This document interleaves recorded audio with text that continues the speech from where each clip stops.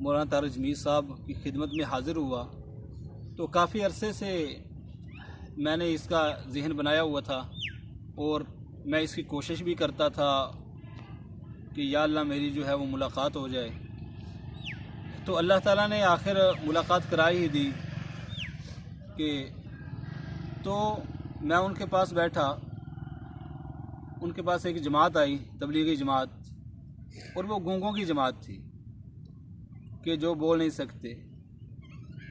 تو پوری جماعت حاضر ہوئی تو میں بھی پاس بیٹھا. تو مولانا صاحب نے ان کو جو نصیحت کی، بس 5 منٹ ان سے بات کی تو ان کو فرمانے لگے کہ آپ کا جو ہے نا جو ایک بہت سخت امتحان ہے بولنے کا، اس سے اللہ نے آپ کو نجات عطا فرما دی ہے. جو آخرت میں ایک بہت سخت گھاٹی ہے اور اس کا حساب ہے سخت، کہ جو بندہ بولتا ہے کیا بولا دنیا میں، ہاں جی، اس کا ایک سخت امتحان ہے. تو مولانا صاحب ان سے فرمانے لگے کہ اللہ تعالیٰ نے آپ کو اس سے نجات عطا فرما دی ہے، آپ کو چھٹکارا حاصل ہو گیا.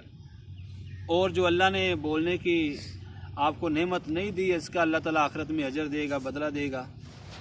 تو میں سوچنے لگا کہ واقعی حقیقت ہے، احادیث میں بھی آتا ہے کہ المسلم من سلم المسلمون من لسانی و یدی، کامل مسلمان وہ ہے جس کی زبان سے اور ہاتھ سے سارے کے سارے مسلمان محفوظ ہوں. زبان کو اس لیے حدیث پاک میں پہلے ذکر فرمایا کہ عام طور پہ زیادہ تر جو ہے وہ زبان سے تکلیف پہنچائی جاتی ہے، زبان سے آدمی کو. تو ہماری زبان کی حفاظت ضروری ہے. نبی اکرم صلی اللہ علیہ وسلم نے فرمایا اے معاذ، کیا تمہیں سارے دین کا خلاصہ نہ بتاؤں؟ عرض کیا یا رسول اللہ ضرور فرمائیں. آپ نے فرمایا نہیں، آپ نے بتایا ہی نہیں. آپ نے فاخذ بلسانہ وقال کف علیک ھذا، زبان کو آپ نے پکڑ لیا اور فرمایا کہ اے معاذ یہ سارے دین کا خلاصہ ہے، سارے دین کا. حضرت معاذ نے رضی اللہ عنہ نے عرض کیا یا رسول اللہ انا لمواخذ بما نتکلم به، کیا جو ہم زبان سے بولتے ہیں اس پہ ہماری پکڑ ہے آخرت میں؟ آپ نے کیا فرمایا؟ ساکلت کا امک یا معاذ، اے معاذ تمہیں تیری ماں گم کرے. یہ ایسے ہی محاورہ بولا جاتا ہے جیسے ہم بولتے ہیں تیرا ستیہ ناس ہو، افسوس ہے تجھ پر. تو یہ عربی میں ایسے ہی اس کا ترجمہ ہوتا ہے کہ تیری ماں تجھے گم کرے. انا لمواخذ بما نتکلم به، آپ نے فرمایا هل یکب الناس فی النار، کہ جہنم میں منہ کے بل یا گھٹنوں کے بل سب سے زیادہ جو گرانے والی چیز ہے وہ زبان ہی کی کھیتی ہے.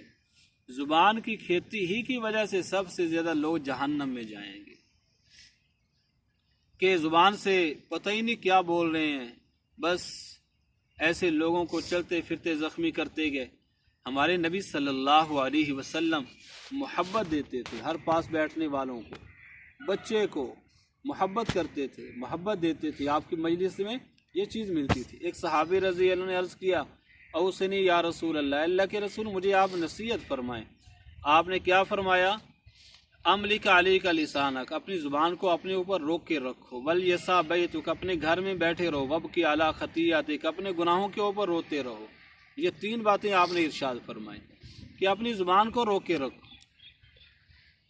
اور حدیث پاک میں آتا ہے من سکت سالم و من سالم نجا، جو شخص خاموش رہا اس نے نجات حاصل کی. جس نے نجات حاصل کی، جو شخص خاموش رہا اس نے سلامتی پائی. جس نے سلامتی پائی وہ نجات حاصل کر گیا. اس لیے زبان اللہ تعالیٰ کے ذکر کے لیے. غیبت نہ کیا کریں لوگوں کی عزت اس کے بارے میں نہ بولا کریں. اپنے آپ کو دیکھنا چاہیے، لوگوں کو نہیں دیکھنا چاہیے وہ کیا کر رہا ہے، وہ کیا کر رہا ہے، نہیں میں کیا کر رہا ہوں. ایک مرتبہ حضرت عائشہ رضی اللہ عنہ نے نبی اکرم صلی اللہ علیہ وسلم کے سامنے حضرت صفیہ رضی اللہ عنہ جو آپ صلی اللہ علیہ وسلم کی دوسری بیوی ہیں، ان کی تھوڑی سی غیبت کی اور کیا کہا یا رسول اللہ وہ ذرا چھوٹے قد کی ہے، یہ جو ہے نا یہ آپ کی یہ چھوٹے قد والی ہے. نبی اکرم صلی اللہ علیہ وسلم نے فرمایا اے عائشہ تم نے ایسی بات کہی ہے کہ اگر سمندروں میں ڈالی جائے تو سارے کے سارے سمندر کڑوے ہو جائیں.